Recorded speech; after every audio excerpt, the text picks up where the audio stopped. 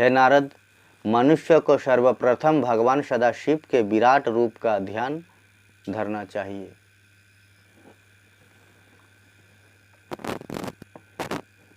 उस विराट रूप में 7 लोक ऊपर तथा 7 लोक नीचे स्थित है। नीचे के लोकों के नाम इस प्रकार है। 7 लोक 14 भुवन का गुणगान कर रहे हैं ब्रह्मा जी और नारद जी, और शनक आदि ऋषियों भी श्रवण करते हुए कहते हैं कि 7 लोक का ऐसे है ऊपर का, और नीचे का जो 7 लोक है इस प्रकार है कि अतल, बीतल, सुतल, तलातल, महातल, रसातल तथा पाताल। ये 7 लोक नीचे के हैं, और इन नीचे के लोकों को विराट स्वरूप शिव जी के चरणों के समान समझना चाहिए। ये 7 लोक शिव जी के चरणों के समान समझना चाहिए। ऊपर के लोकों के नाम इस प्रकार है। भोरलोक, भूवरलोक, सरलोक, महरलोक, जनलोक और तपलोक तथा सत्यलोक। ये 7 लोक, इन लोकों का शिव जी के शरीर का ऊपरी भाग समझना चाहिए। उपलोकों की गणना भी इन्हीं भागों में होती है। अब तुम विराट स्वरूप का वर्णन और अधिक विस्तार पूर्वक सुनो। उस विराट स्वरूप का चरणतल, पाताल, टखना, रसातल, पिंडलिया, महातल, घुटने, तलातल, जांघें, सूतल शरीर का एक भाग, बीतल दूसरा भाग, अतल तथा राने महातल है। इसी प्रकार ऊपर के लोकों को वो समझना चाहिए कि भोरलोक नाभि, भूवरलोक छाती, स्वर्गलोक मुख, जनलोक मस्तक और तपलोक सिर।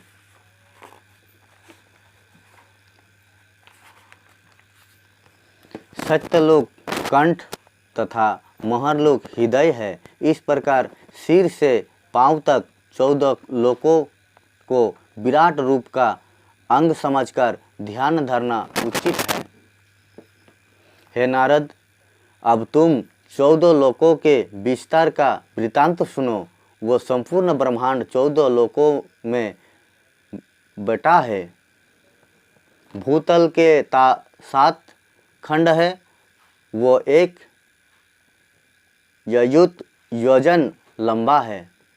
अयुत ओजन लंबा है। इतना लंबाई है कि उसका कोई मापा नहीं जाता। वहाँ स्वर्गलोक से भी अधिक आनंद उपस्थित है। वहाँ के सभी खंड अत्यंत प्रकाशवान तथा सुंदर है। वहाँ भोग विलास के लिए परम सुंदरी स्त्रियां तथा असंख्य धन विद्यमान है। वहाँ देवताओं के स्थान रत्नों से जटित परम सुंदर है, जिन्हें देखकर शिव विश्वकर्मा को भी लज्जा आती है। वहाँ किसी को दुख, शोक, वृद्धावस्था, मृत्यु, चिंता आदि नहीं होती।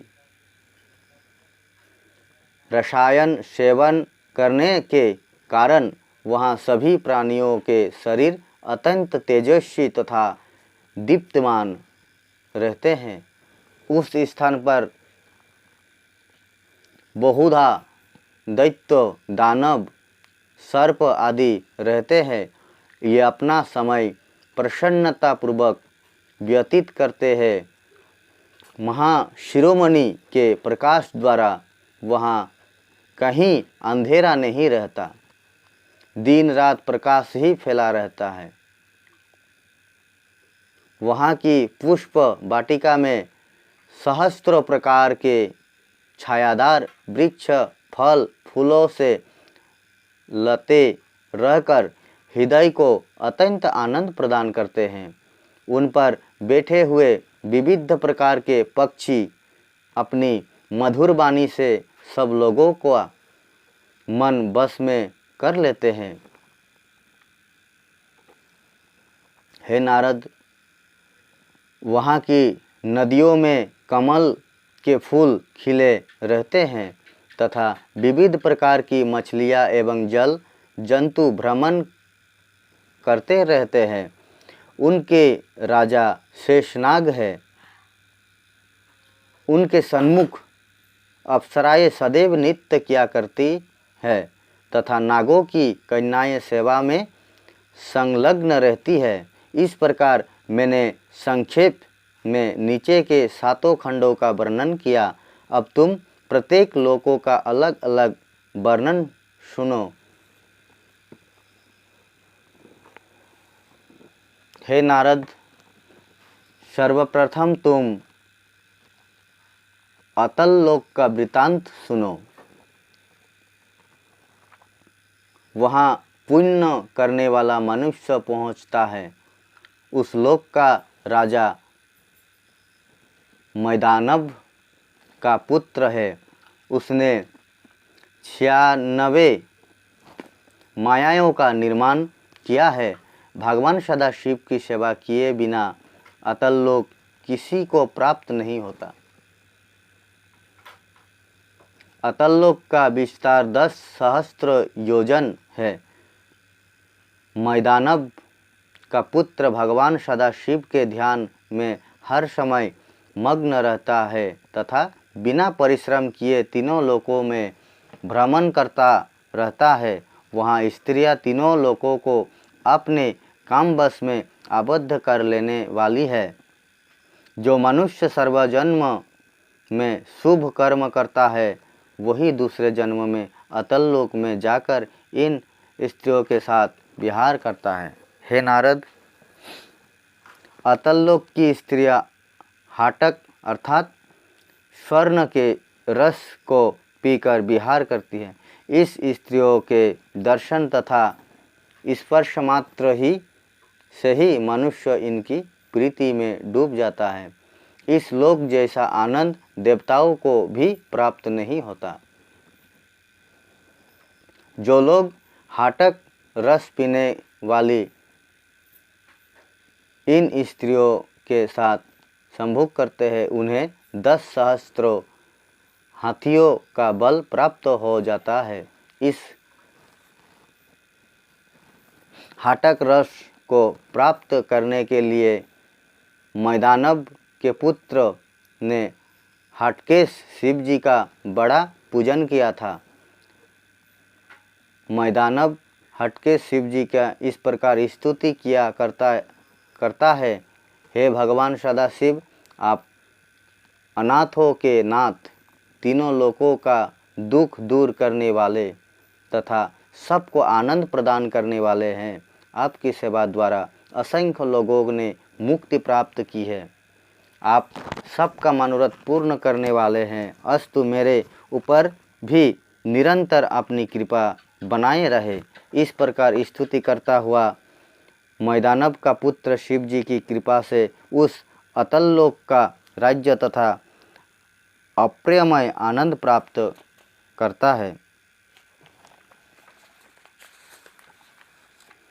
हे नारद, अब तुम बीतल लोक का वृतांत सुनो। वो लोग अतल लोक से नीचे ऊंचाई में 10 सहस्त्र योजन तथा अंडे के समान गोल है।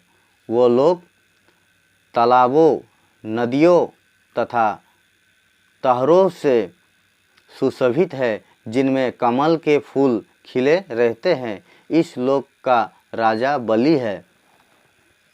वो सब प्रकार से भगवान सदाशिव का पूजन किया करता है।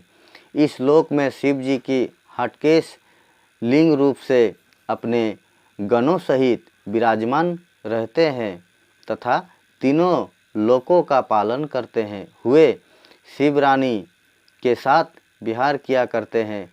उनके मस्तक से निकलने वाली जलधारा हाटक रस के नाम से प्रसिद्ध है। उसे पीकर अग्नि अत्यंत बलवान रहता है। वायु के संगम द्वारा उस अग्नि के मुख से जो थूक बाहर गिरता है उसे हाटक अर्थात कंचन कहते हैं। उस हाटक के आभूषण बनाकर वहाँ के निवासी सभी दैत्य पहनते हैं। वहाँ की स्त्रियां भी उन्हीं आभूषणों को धारण कर अपने पतियों की सेवा में संलग्न रहती है। हे नारद, राजा बलि शिव जी की जिस प्रकार स्तुति करते हैं वो संक्षेप में इस तरह है। हे देवताओं के स्वामी, आप शरणागतों का पालन करने वाले, संपूर्ण संसार के दुखों को नष्ट करने वाले ब्रह्मा विष्णु तथा रुद्र आपके ही स्वरूप है। नारद सारद तथा रोष भी आपके गुणों का सम्यक वर्णन नहीं कर पाते। इसी प्रकार वहाँ के सभी निवासी भगवान सदाशिव की स्तुति एवं पूजा करते हुए सदैव प्रसन्न रहते हैं। हे नारद, अब तुम सुतल लोक का वृतांत सुनो। उसका विस्तार 10 सहस्त्र योजन चौकर है। वहाँ राजा विरोचन का पुत्र बलि राज्य करता है। उसने विष्णु जी को दान देकर अत्यंत प्रसन्न किया था। उसके हृदय में भगवान सदाशिव का प्रेम सदैव विद्यमान रहता है। शिव भक्त होने के कारण उसे विष्णु जी भी नहीं मार सके। उसने विष्णु जी को ब्राह्मण रूप में देखकर सब प्रकार का विरोध भुला दिया था तथा अपना अनिष्ट देखते हुए भी धर्म को नहीं छोड़ा था।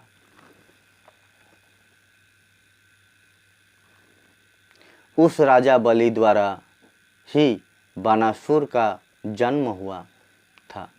बानासुर ने एक पर्वत को अपने बल द्वारा मसलकर मिट्टी कर डाला था। बलि के नगर की रक्षा विष्णु जी स्वयं किया करते हैं। इतनी कथा सुनकर नारद जी ने कहा, हे पिता, राजा बलि ने किस पुण्य के प्रभाव से ऐसा उच्च पद तथा श्रेष्ठ पुत्र प्राप्त किया था।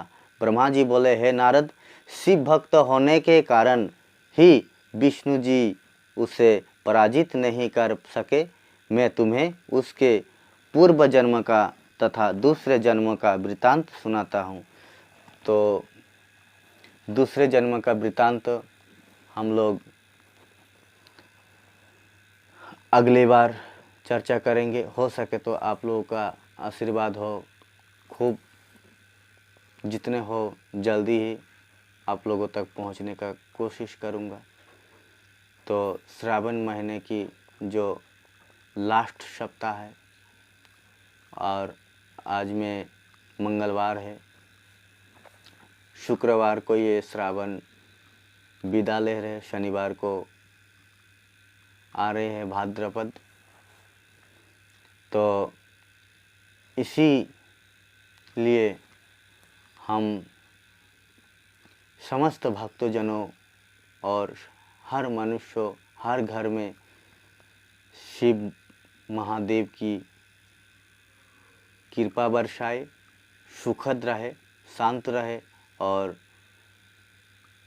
महादेव की आशीर्वाद घर घर पहुँचे।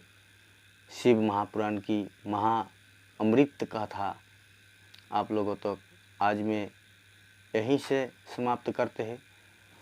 हर हर महादेव। जय शिव शंभु, जय भोले।